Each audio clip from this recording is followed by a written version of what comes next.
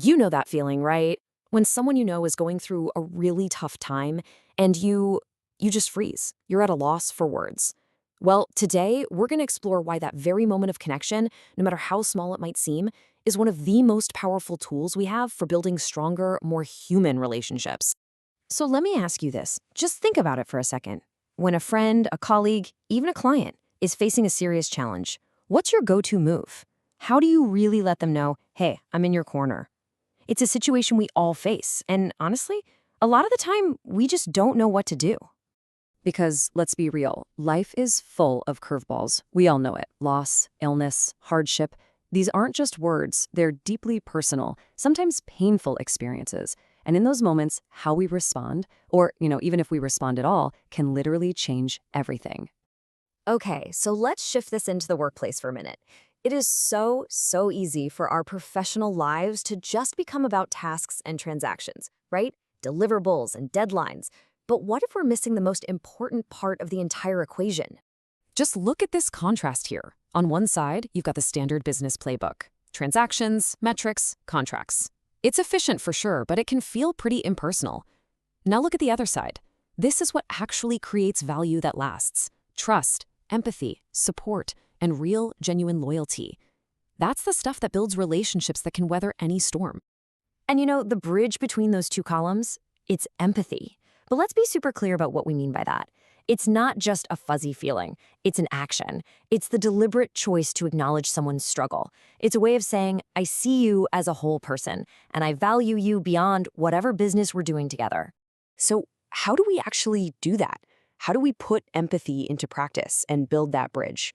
Well, you might be surprised by how simple the answer really is. It doesn't take some grand, complicated gesture at all.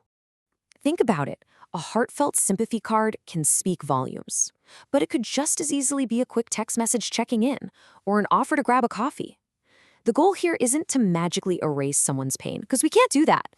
The goal is to ease their loneliness. It's to remind them that in that moment of struggle, they are not alone. And this is so important to remember. People might forget the details of a project or a meeting, but they will never, ever forget how you treated them when they were going through a hard time. That feeling of being seen and cared for, that's what builds real, lasting trust. Now, this isn't just theory. Let's look at a real-life example of how this plays out. It's a story that just perfectly illustrates the lasting impact of one simple act of connection. The setup is pretty straightforward. A manager finds out that one of their employees has suffered a loss in their family. Now, instead of just saying a quick word in the hallway, the manager takes a few minutes to send a sincere sympathy card. Just a small, proactive gesture. And the result of that small act, that employee felt truly seen. Not just as a cog in the machine, but as a whole person with a life outside the office. They felt valued in a way that no performance review could ever accomplish. It taps into something fundamental in all of us, the need to be acknowledged as more than just our job title. And this is that ripple effect in action. See how it works? It all starts with just one sincere gesture that makes one person feel valued. That, in turn, deepens trust and loyalty. And before you know it, the entire workplace culture gets a little bit stronger, a little more human. It's amazing. So let's zoom out for a second and look at the bigger picture. That ripple effect isn't just a feel-good story. It's a powerful opportunity. Every single time someone in your life is struggling, you have a chance to build a connection that truly lasts. And the long-term payoff is just immense. We're talking about building trust that can withstand pretty much any challenge, creating a sense of loyalty that goes way beyond a paycheck or a contract, fostering a genuinely positive culture. And this isn't just for business. This nurtures all your relationships with clients, colleagues, and of course, your friends. Look, if you're holding back because you're worried you're going to say the wrong thing, please don't be. This is not about finding the perfect poetic words or some magical phrase that fixes everything. It's just about showing up sincerely. That's the action. And that, I promise you, is what people will remember. So as we wrap this up, I'll leave you with this question.